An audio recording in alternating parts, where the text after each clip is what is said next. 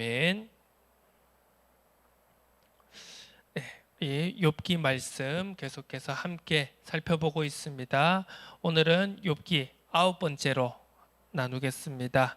나는 측량할 수 있고 너는 할 수 없는 하나님의 신비라는 제목으로 오늘 본문 말씀 함께 생각해 보도록 하겠습니다. 우리가 이제 물을 담으려고 하면 병이든 그릇이든 이제 물을 담을 용기가 필요하죠.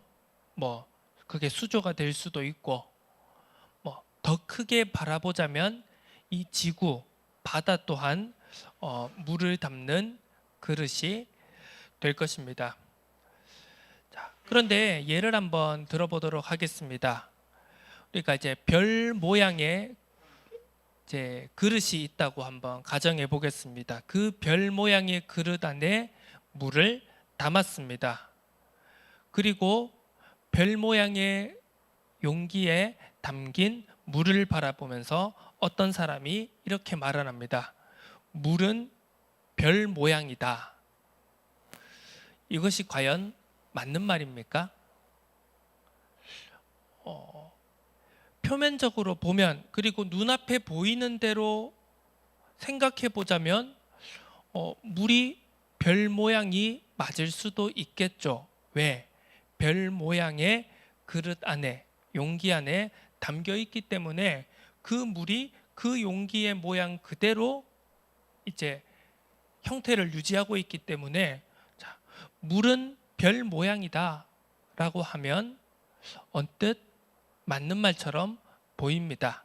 자, 하지만 그것은 물의 본질을 오해하고 그냥 눈에 나타나는 현상만을 바라보고 물을 잘못 정의한 것에 불과하다는 것이죠.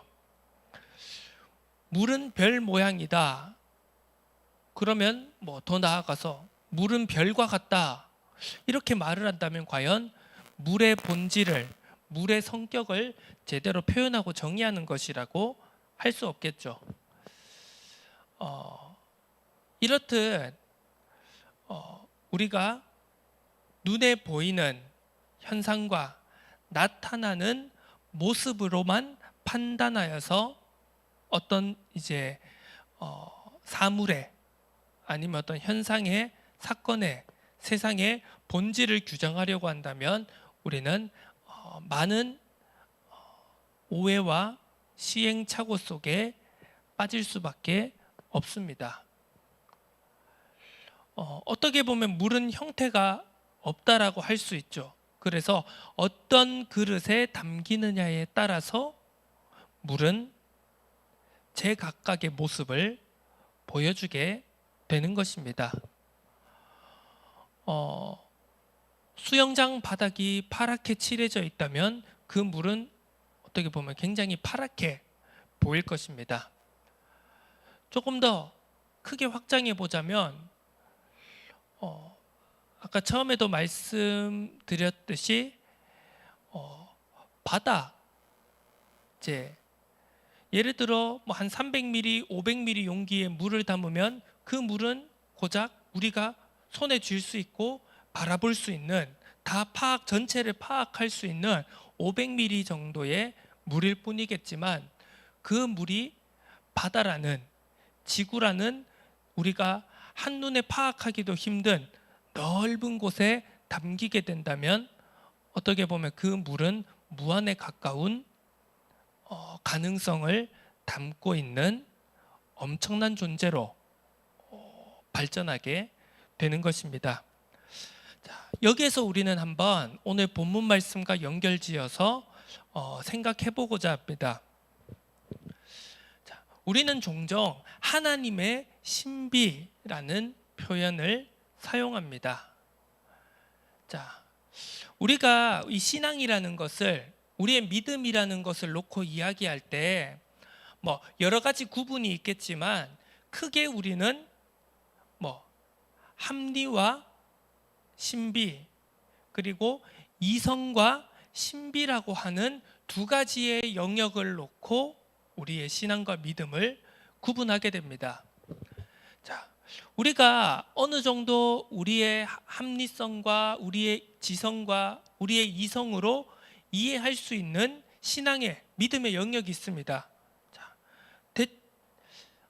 단적으로 예를 들자면 우리가 이 기록되어진 하나님의 말씀 성경 66권을 읽고 우리가 묵상하고 깊이 생각함으로써 우리는 하나님의 말씀이 이런 것이구나, 하나님의 뜻이 이런 것이구나, 복음이라고 하는 것이 이런 것이구나 라는 것을 우리가 더듬어 알아갈 수 있습니다.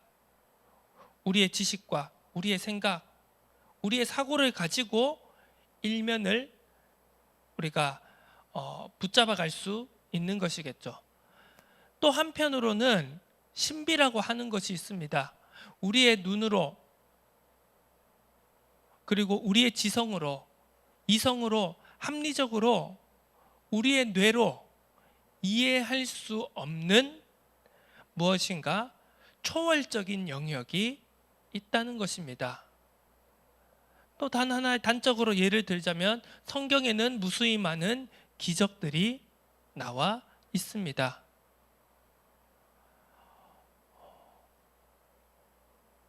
홍해를 건넌 이스라엘 백성들, 10가지 재앙, 그리고 해와 달이 멈춘 것, 수많은 사람들이 질병에서 고침을 받는 것, 죽은 사람이 다시 살아나는 것 등등 수많은 기적들이 성경에 기록되어 있습니다.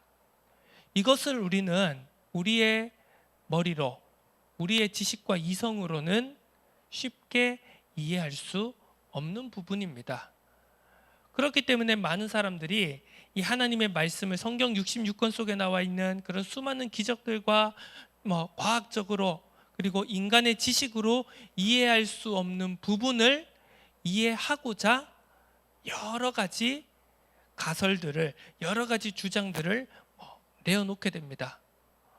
대표적으로 홍해를 건넌 이야기를 예로 들면서 그것이 진짜 깊은 바다가 갈라져서 그 강의 밑바닥을 건너간 것이 아니라 그 시기적으로 그 이제 나일강, 흔히 우리가 홍해라고도 불리고 나일강이라도 불릴 수 있는 그 지역이 일부 어떤 한 포인트가 이제 수위가 낮아지는 그런 시점이 있다. 그래서 그 시점에 잘 맞춰서 운이 좋게 그 시점이 딱 맞아 떨어지게 되어서 그 얕은 부분을 통과했다더라 라는 그런 주장들, 적어도 무엇인가 과학적이고 이성적으로 이건 이래서 이럴 것이다 라고 결론 지을 수 있는 그러한 이야기들을 계속해서 하게 되는 것입니다.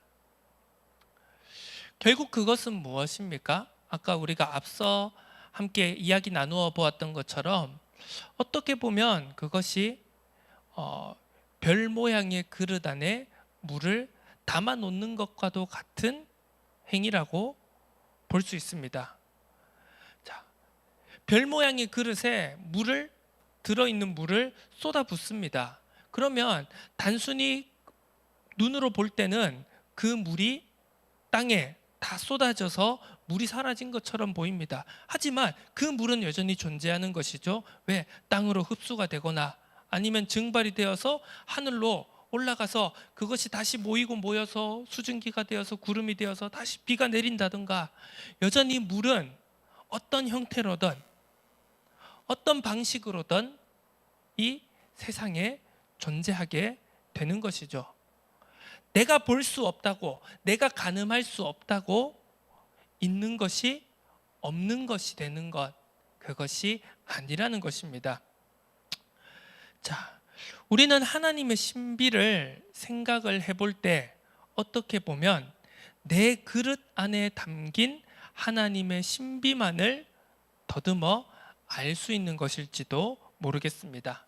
자, 오늘 이 욥의 대답에 이어서 이제 이 마지막 친구, 세 친구 중에 마지막인 소발이라고 하는 자의 이야기가 시작되게 됩니다.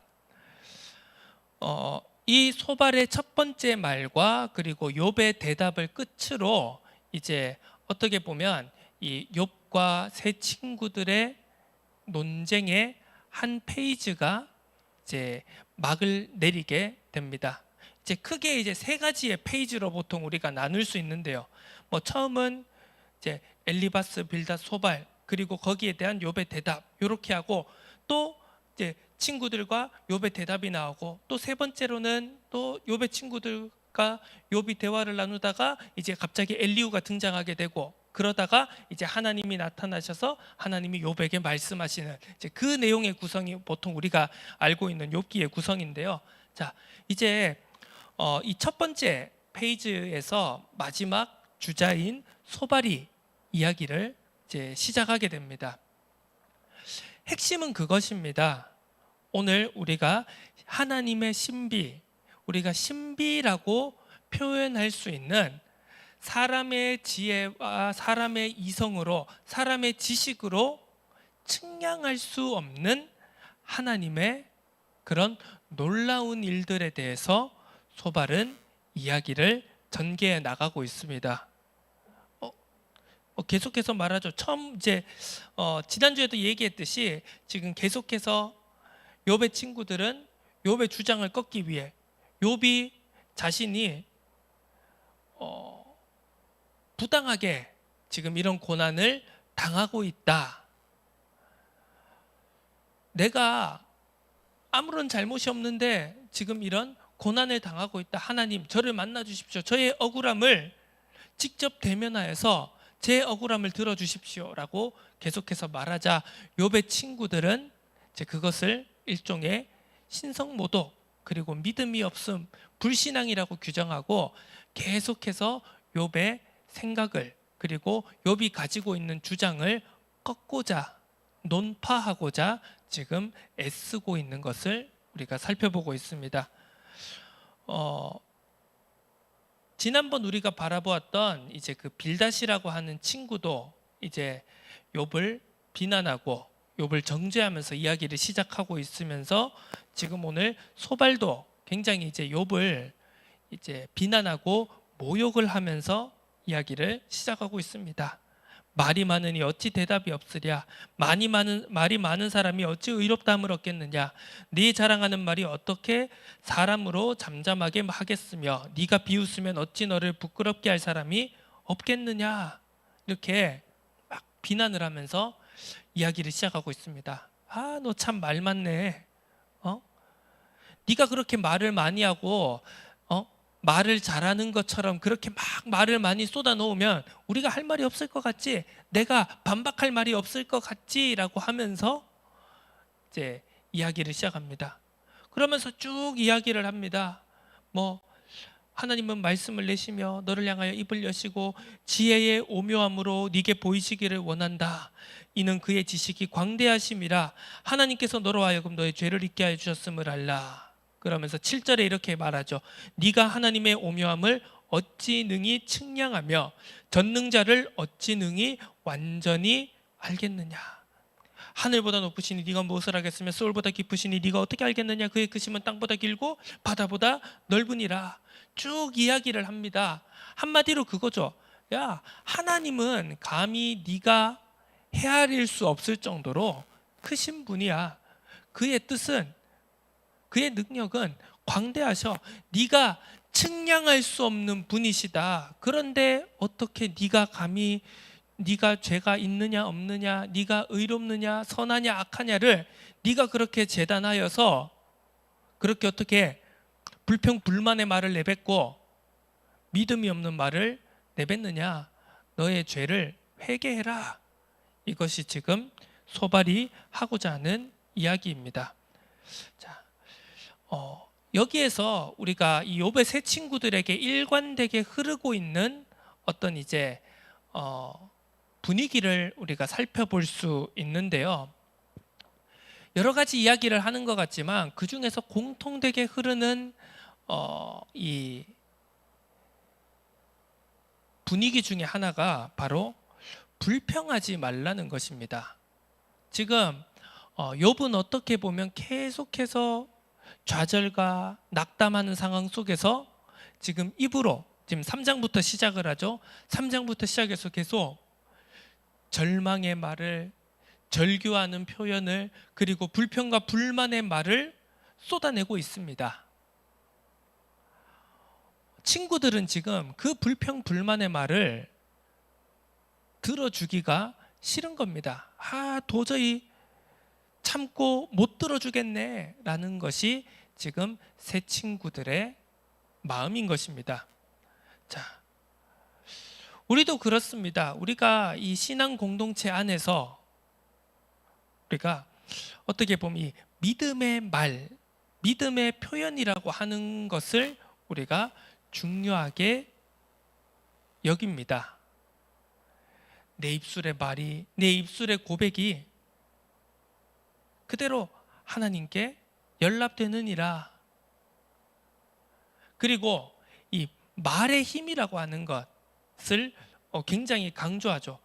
그런데 이 말의 힘이라고 하는 이 부분이 어떻게 보면 굉장히 애매모호한 부분입니다. 이 말의 힘이라고 하는 것이 과연 정말 하나님의 것이냐, 아니면 성경적인 것이냐, 복음적인 것이냐라고 우리가 질문을 했을 때 이것이 맞는 것일 수도 있는데 이것이 전적으로 또 맞다고 하기에도 어딘가 애매모호한 지점들이 분명히 있습니다. 자, 그렇기 때문에 이렇게 합니다. 야, 말을 함부로 하면 안 돼. 왜? 말에는 힘이 있기 때문이야. 네가 축복의 말을 하면 축복이 네게 오고, 저주와 불평불만과 불신앙의 말을 하면 그 열매가 네게 그대로 올 것이야. 자, 이것이 맞는 말일까요? 틀린 말일까요? 맞을 때도 있지만 틀릴 수도 있다는 것을 우리는 한번 깊이 생각해 봐야 됩니다. 자, 그렇습니다. 한번 생각을 예를 들어 보겠습니다. 우리가 구약 성경 속에서 하나님의 말씀을 떠난, 하나님의 뜻과 하나님의 율법에 불순종하여 나오는 그 이스라엘의 왕들과 백성들의 모습이 계속해서 나옵니다. 성전에서는 대제사장과 또 제사장과 레위인들이 타락합니다. 이사야에도 그런 말씀이 나오죠. 야, 니들이 아무리 제사를 좋은 재물을 가지고 제사를 드려봤자 뭐 하느냐. 너희들이 내 말에 순종을 안 하는데, 내 율법을 지키지 않는데, 야, 그거 제사 드리지 말고 번제 드리지 마라. 재물을 태우지 마라. 그 냄새가 너무 역하다. 이렇게까지 하나님은 이사야 선지자를 통하여서 이스라엘 백성들에게 말씀하셨습니다. 자, 그렇다면 예를 들어 그렇게 하나님의 말씀에 순종하지 않고 하나님의 말씀을 따르지 않는 백성들이, 아니면 성전에서 제사장들이, 레위인들이 성전에서 예배를 드리면서 대제사장이 축복의 말을 합니다. 이스라엘아, 너는 참 행복한 자로구나. 그러면서 막 축복의 말을 합니다. 자, 하나님의 말씀을 순종하지 않고 하나님의 길에서 벗어나서 우상 숭배하고 자기들 마음대로 살고 타락한 이스라엘 백성들이 대제사장에게, 예를 들어 그 대제사장이 주는 축도와 축복의 말을 듣습니다. 그냥 단순히 그렇게 축복의 말을 한다고 해서 그 말에 힘이 있어서 이스라엘 백성들이 축복을 받는 것일까요? 그것이 아니라는 것쯤은 우리가 너무 잘 알 수 있지 않습니까? 자, 물론 말은 중요합니다. 가급적이면 모난 말보다, 거친 말보다 부드러운 말, 아름다운 말, 서로 사랑합니다, 사랑합니다, 축복합니다, 이렇게 좋은 말을 하는 게 좋겠죠. 그런데 말이 다가 아니라는 것입니다. 말이 최고의 중요한 요소가 아니라는 것을 우리는 한번 생각해 봐야 됩니다. 자, 욥의 세 친구들은 그렇습니다. 야, 너 왜 이렇게 불평불만하느냐. 이제 처음에는 그 이야기를 잠잠하게 이제 들어주다가요, 점점 시간이 지나면 지날수록 약간 좀 새 친구들은 인간적인 짜증만 올라오는 것처럼 느껴지게 됩니다. 오늘도 지금 소발이 그렇게 표현하지 않습니까? 야, 네가 말을 그렇게 주절주절 막 장황하게 떠들면 우리가 그 말에 압도돼서 아무 말도 못할 것 같냐? 네 말에 반박 못할 것 같냐? 야, 말 좀 제발 그만해라. 좀 잠잠하게 있어라. 네 꼬라지나 좀 제대로 살펴봐라. 지금 소발이 하는 이야기가 그것 아니겠습니까? 불평불만하지 말라는 것입니다. 그런데 우리가 가만히 살펴본다면 또 우리의 경우를 한번 되짚어 본다면 그렇습니다. 자, 세상도 그렇습니다. 세상에서도 자, 야, 말 좀 제발 하지 마라. 좀 조용해. 불평불만하지 마. 딴소리 하지 마라고 하는 것에는 좀 어떤 심리가 있을까요? 여러 가지 마음이 있겠습니다만 제가 오늘 이야기해보고 싶은 것은 바로 그러한 마음입니다. 야, 제발 좀 불평불만하지 마라. 옆에 있는 그 이야기 듣는 나까지 불안해지지 않느냐. 우리 좀 그런 마음 없습니까? 아니, 분명 저 사람이 하는 얘기가 맞아. 예를 들면 그렇습니다. 뭐 지금 우리나라의 출산율이 가면 갈수록 떨어지고 우리나라가 지금 뭐 삼성전자가 뭐 유수의 대기업들이 지금 위기를 겪고 있고 그래서 야, 이대로는 안 돼. 우리가 뭔가 해결책을 뭔가 타개할 수 있는 방법을 찾아야 돼. 얘들아, 우리 이렇게 가만히 있어서는 안 돼. 가만히 있어서는 안 돼. 우리가 변화해야 돼. 뭐 예를 들어 혁신을 하고 무엇인가 바꾸고 체질을 개선해야 돼. 얘들아, 우리 그냥 이렇게 있으면 안 돼 라고 하는데 많은 사람이 뭐라고 얘기합니까? 야, 제발 좀 그만 징징거려라. 야, 우리까지 불안해지지 않냐. 야, 괜히 옆에 있는 사람 불안하게 하지 말고 좀 조용히 있어라. 야, 다들 어련히 알아서 잘 안 하겠냐. 근데 다들 어련히 알아서 잘 하는 경우가 많던가요? 이제 그렇지 않다는 걸 우리가 역사를 통해서 또 우리의 삶을 통해서 세상을 바라보면 또 잘 알 수 있지 않습니까? 그렇습니다. 불평불만하지 말라고 하는 것이요, 굉장히 정당한 이유에서라기보다는 단지 야, 좀 우리 좀 불안하게 하지 마라. 야, 좀 사람들 동요시키지 마라 라는 그러한 마음이 더 많이 깔려 있지 않습니까? 지금 오늘 소발도 그렇고요, 욥의 세 친구들이 계속해서 그런 얘기를 합니다. 야, 조용. 야, 제발. 야, 너 믿음 좋던 동방의 의인이라고 불리던 네가 왜 그렇게 됐냐? 왜 이렇게 됐냐? 좀 제발 좀 조용하고 너를 한번 좀 돌아봐라. 이러면서 엘리바스는 도덕에 대해서, 질서에 대해서 이야기를 합니다. 빌닷은 전통과 선조들의 지혜를 가지고 이야기를 합니다. 또 오늘 소발은 하나님의 측량하실 수 없는, 인간이 이해할 수 없는 하나님의 오묘함에 대해서 이야기를 합니다. 그러면서 무엇이라고 합니까? 오늘 소발, 너의 죄를 회개하라. 이렇게 이야기를 합니다. 자, 오늘 본문 말씀을 통해서 나타난 소발의 중심, 소발이 전달하고자 하는 메시지가 무엇인가라고 했을 때, 자, 하나님의 오묘함, 인간이 측량할 수 없는 하나님의 신비에 관해서 이야기를 하면서 너의 죄를 회개하라고 이야기를 합니다. 그런데 조금 우리가 이 부분을 조금 더 뜯어볼 필요가 있습니다. 너의 죄를 회개하라. 친구들이 계속 욥에게 너의 잘못을 한번 생각해 봐라. 네가 무엇을 잘못했는지 한번 생각해보고 돌아보고 찾아봐라. 그리고 회개해라. 그러면 하나님이 다시 회복시켜 주시지 않겠느냐라는 지극히 인과율적인 질서에 대해서 이야기를 하고 있습니다. 자, 너의 죄를 회개하라는 것입니다. 그런데 그 이면을 가만히 되짚어 본다면 좀 이렇게도 우리가 생각해 볼 수 있습니다. 왜 너의 죄를 회개하라고 자꾸 그러는 것이냐라고 했을 때, 왜냐하면 욥, 너는 반드시 죄가 있어야만 하기 때문이다 라고 욥의 세 친구들은 묵시적으로 그렇게 메시지를 던지고 있는 것입니다. 왜요? 아니 땡 굴뚝에 연기 나랴, 원인 없는 결과가 없다. 인과응보의 세계의 질서를 그들은 믿기 때문입니다. 그렇기 때문에 욥이 자신들의 친구인 욥이 당하고 있는 이 고난을 자기들의 신앙으로, 자기들의 믿음의 틀 안에서 욥이 당하고 있는 이 이해하기 힘든 고난을 해석하고 결론 내리기 위해서는 그들에게는 반드시 욥은 죄가 있는 자여야만 하기 때문인 것입니다. 지금 고난을 당하고 있는 것은 눈에 보이는 엄연한 현실이고 사실이지 않습니까? 그렇기 때문에 욥이 고난을 받고 있는 이 이유에 대해서 그들은 반드시 규명을 해야 됩니다. 몇 주 전에 제가 그렇게 얘기를 했죠. 의미 발견 증후군이라고요. 우리는 신앙생활을 함에 있어서요, 뭔가 우리가 이해하기 힘든 문제나 어떤 상황들이 닥칠 때요, 그것을요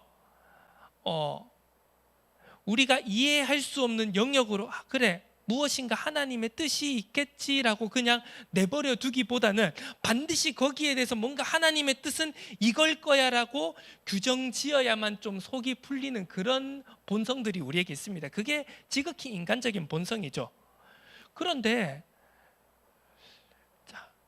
우리가 쭉 경험들을 통해서 살펴보더라도 지금 당시에 야 그래 하나님의 뜻이 그럴 테니까 하나님의 뜻은 이걸 거야라고 규정을 해놨지만 1년, 2년, 10년 시간이 지나고 보면 그게 아니었다라고 하는 경우가, 내가 생각하고 우리가 규정 지어 놓았던 하나님의 뜻이라고 하는 게 우리가 생각한 것 훨씬 더 이상의 것, 하나님의 계획과 생각이 있었구나 라는 것을 우리가 수도 없이 경험해 오지 않았습니까? 그런데 지금 욥의 세 친구들은 그렇습니다. 너는 반드시 죄가 있어야만 해. 지금 이 당한 고난을 보니 그렇지 않으면 우리는 하나님이 어떤 분이신지, 우리가 생각하고 선조들을 통해서 믿음의 조상들을 통해서 쭉 다져왔던 그 신앙의 질서, 무엇인가 우리의 삶의 패턴, 삶의 질서들, 이 세상의 질서라고 하는 것, 그리고 그 세상의 질서를 통해서 우리가 이해하고 있는 하나님이 어떤 분이신지를 이제 도저히 규명할 수가 없기 때문입니다. 우리는 그런 경우를 수도 없이 목도하지 않습니까? 이 세상에 지금 벌어지고 있는 전쟁을 통하여서 수많은 사람들, 수많은 아이들이 기근을 통하여서 굶어 죽는 것을 통하여서 갑자기 터지는 자연재해들을 통해서 수많은 사람들이 죽고 다치는 것을 통해서 과연 여기에서 우리는 어떤 하나님을 이해하고 규명할 수 있습니까? 어떻게 우리는 하나님을 이해할 수 있습니까? 이렇게 우리는 그래 하나님은 이런 분이시지라고 결론 내리다가도 그 다음 날 아니면 1분 1초 뒤에 순식간에 하나님 어떤 분이신지 잘 모르겠어요 라고 하는 그런 상황들을 우리는 수도 없이 접하게 됩니다. 그때 우리는 굉장히 막막함을 느끼게 되죠. 내가 알던 하나님이, 내가 생각하고 내가 믿던 하나님이 굉장히 낯설게 여겨질 때가 수도 없이 찾아옵니다.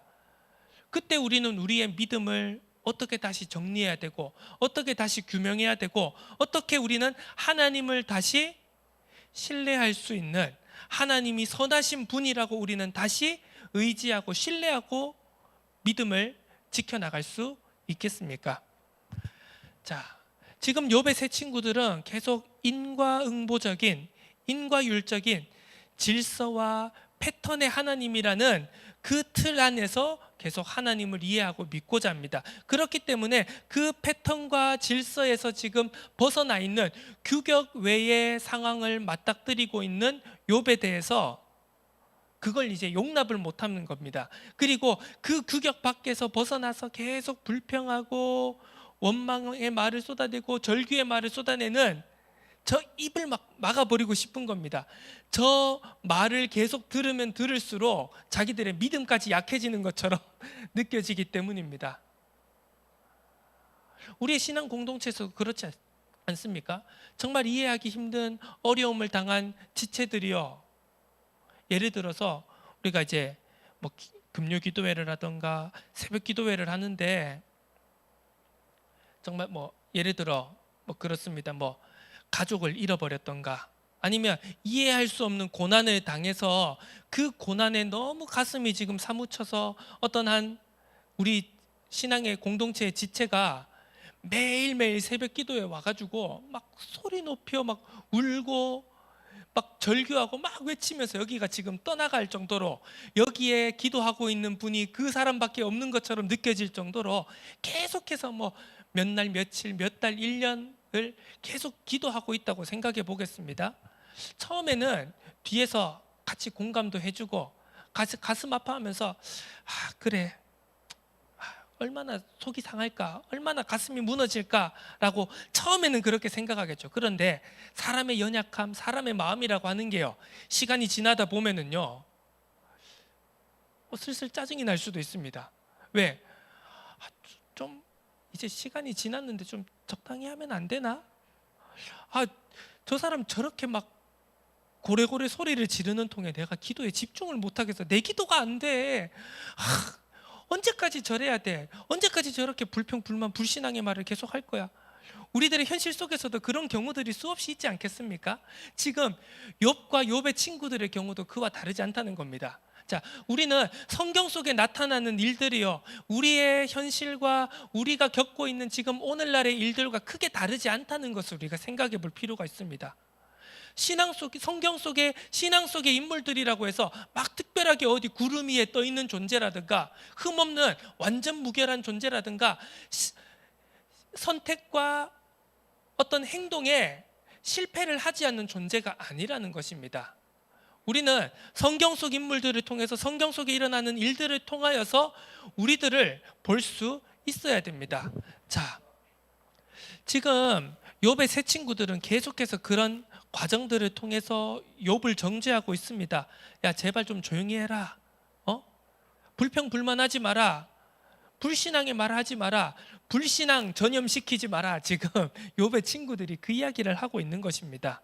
그러면서 측량할 수 없는 하나님을 네가 어떻게 감히 이해하고 네가 죄 없다, 네가 의롭다, 하나님 억울하다 이렇게 말하느냐? 분명히 너한테 죄가 있어. 그러니까 빨리 찾아서 회개해. 오늘 소발의 이야기가 그것입니다. 그런데 좀 한번 곰곰이 생각해 보면 이상합니다. 자, 분명히 소발은 이렇게 이야기합니다. 하나님은 측량할 수 없는 분이야. 그러면 소발은 그 측량할 수 없는 하나님을 자기가 이해를 해서 그걸 가지고 지금 욥에게 훈계하고 욥에게 가르치고 있는 겁니까? 아니, 좀 이상하지 않습니까? 자, 측량할 수 없는 하나님으로 내가 너를 재단해 볼 때 너는 이게 문제야. 이게 좀 이상하지 않습니까? 아니, 자, 측량할 수 없는 하나님이면 그 측량할 수 없는 하나님이라는 걸 이용해서 그 사람을 정죄하고 비난하는데 자기가 측량한 하나님이, 자기가 헤아려 본 하나님이 진짜가 아닐 수도 있지 않습니까? 자, 이게 문제라는 것입니다. 자, 우리는요, 막 정확한 자를 가지고 요 사람에게 대보고 요 문제에 대보고 요 사건에 대보면서 옳고 그름을 재단하고 판단하고 정죄하려고 합니다. 그런데 문제는 무엇입니까? 하나님이라고 하는, 하나님의 오묘함, 하나님의 광대함이라고 하는 그 자가 한마디로 이거라는 겁니다. 무한대, 측량할 수 없고 우리가 헤아릴 수 없는 하나님의 뜻, 하나님의 질서, 하나님의 세계, 하나님의 뜻을 가지고 연약하고 유한하고 한계에 있는 우리가 그걸 가지고 사람들을 재단하는 겁니다. 야, 너 측량할 수 없는 하나님, 네가 측량할 수 없는 하나님을 네가 감히 재단할 수 있어? 네가 이해할 수 있어? 그런데 너가 왜 이렇게 불신앙의 말을 하는 거야? 너가 왜 이렇게 불평불만의 말을 쏟아내는 거야? 라고 하는 그 사람도 측량할 수 없는 거 아닙니까? 자, 여기에서 문제가 발생하게 됩니다. 그러면 우리는 어떻게 그럼 아무도 평가할 수 없고, 야, 저 사람이 죄 지어도 아무 말도 하면 안 되고, 잘못을 저질러도 그냥 다 은혜로 사랑으로 덮고 넘어가야 되고 그런 것입니까? 라고 생각할 수 있는 찰나, 우리는 여기서 오늘 말씀의 결론을 내려야 됩니다. 자, 오늘 제가 결론 짓고 싶은 내용은 이것입니다. 측량할 수 없는 하나님의 은혜라는 것은 나를 바라볼 때 고백하는 것이라는 사실입니다. 우리 찬양에도 막 그런 말 하십니까? 뭐 하늘을 두루마기 삼고 바다를 먹물 삼아도 그 크신 하나님의 사랑 다 기록할 수 없겠네. 그걸 야, 네 죄가 그렇게 큰데 하나님의 사랑이 바다 같고 먹물 같고 다 기록할 수가 없어. 하나님의 은혜, 그렇게 이야기하고 그렇게 고백하면서 드리는 찬양입니까? 아니죠. 다른 사람을 정죄하고 네 문제가, 네 죄가 이래라고 정죄하면서 고백하는 찬양이 아니라 무엇입니까? 나를 바라볼 때 죄 많고 연약하고 한계투성이인 나 자신을 바라볼 때 정말 하나님의 은혜는, 하나님의 사랑은 측량할 수 없으셔서 나를 이렇게까지 용서하시고 사랑하시구나. 나를 바라볼 때 쓸 수 있는 단어가 바로 측량할 수 없는 하나님의 은혜, 하나님의 신비라고 하는 것입니다. 그런데 우리는 많은 경우에서 실수를 하게 됩니다. 내 옆에 있는 사람을 바라볼 때 우리의 지체가 좌절과 고난 속에 빠져서 절규하고 좌절하고 원망의 말을 내뱉을 때 거기에 가서 너무나도 쉽게 그런 얘기를 합니다. 야, 하나님의 뜻을 우리가 다 알 수 없지 않냐? 하나님은 측량할 수 없는 하나님이지 않냐? 그럼 네가 거기에서 불신앙하지 말고 낙심하지 말고 네가 믿음의 말을 해야 돼. 그것이 맞는 말인 것 같지만 별 그릇 안에 담긴 물은 별 모양이다라고 말하는 것이 틀리지 않는 것처럼 보이지만 사실은 본질과는 매우 동떨어진 이야기라는 것을 우리는 깊이 생각해 볼 필요가 있습니다. 오늘 욥에게 이야기하는 소발은 측량할 수 없는 하나님을 자기가 측량해서 자기 그릇 안에, 자기의 신앙과 믿음의 틀 안에 하나님의 신비, 하나님의 측량할 수 없는 하나님의 신비를 딱 담아서 그것만큼만 지금 욥에게 이야기를 하는 겁니다. 그게 진짜 하나님의 뜻일까요? 하나님이 욥에게 고난을 허락하시고 욥이 무엇을 얻기를 원하시는지, 죄를 찾아서 죄를 회개하면 진짜 그 문제가 끝나는 것일까요? 거기에 대해서 우리는 깊이 생각하고 고민해보고 기도해볼 필요가 있다는 것입니다. 우리는 측량할 수 없는 하나님의 신비를, 그 측량할 수 없는 하나님의 자를 내 옆에 있는 사람에게, 우리들의 지체에게 대어보고 재단하려고 하는 그 어리석음에서 반드시 벗어나야 할 것입니다. 그리고 그 재단할 수 없는, 측량할 수 없는 하나님의 신비, 하나님의 은혜를 늘 나에게 가져다 대고 나의 연약함을, 나의 유한함을, 나의 죄악됨을 우리는 늘 생각해야 될 것입니다. 우리 각자가 그러한 자세로 나아갈 때 우리는 하나 되어질 수 있습니다. 우리는 서로를 사랑할 수 있습니다. 우리는 서로를 정죄하지 않을 수 있습니다. 그리고 우리는 서로가 더욱더 하나님께로 가까이 나아갈 수 있는, 이러한 표현이 어떻게 보면 거북할 수도 있겠습니다만 거룩과 성화의 길로 나아가는, 그러니까 야, 너 좀 제발 거룩과 성화의 길로 나아가, 그게 아니라 우리 스스로가 그 측량할 수 없는 하나님의 신비와 은혜를 계속 우리에게 가져다 대면, 서로 각자가 자신들에게 가져다 대면 그것이 바로 거룩과 성화로 나아가는 중요한 첫걸음이라는 사실을 우리가 절대로 잊어서는 안 되겠습니다. 그 은혜가, 그 신비가, 우리가 이해할 수 없는 그 놀라운 역사가 우리 모두에게 임하고 역사되어지고 나타나지기를 주님의 이름으로 축원합니다. 하나님 아버지, 감사드립니다. 측량할 수 없는 것을 내 이웃에게, 내 지체에게 갖다 대지 않게 하여 주옵소서. 측량할 수 없는 것으로 측량하려고 하지 않는 은혜를 허락하여 주옵소서. 측량할 수 없는 하나님의 은혜와 신비를 각자에게 가져다 대어 우리 모두가 하나님의 뜻과 계획으로 한 걸음 한 걸음, 한 자락 한 자락 더욱더 가까이 나아갈 수 있도록 은혜 더하여 주옵소서. 감사드립니다. 예수 그리스도 이름으로 기도드립니다. 아멘.